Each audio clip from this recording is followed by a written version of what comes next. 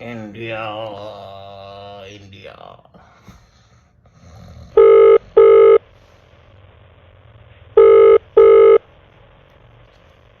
hello hello વડી office કને થાય હજી હલો સર તમે ઉઠી ગયા અત્યારે અત્યાર છે એલા 10 વાગ્યા માર્ચ એન્ડિંગ છે હું તારા જેવા હોય તો ઉઠી જ જાય ને 10 વાગ્યા હા સર ઓલા કાલે વર્લ્ડ કપ જીતા ને સર તમને તો ખબર છે નવી નવાઈના તારા હાટું જીતા છે ને મારો ભાઈ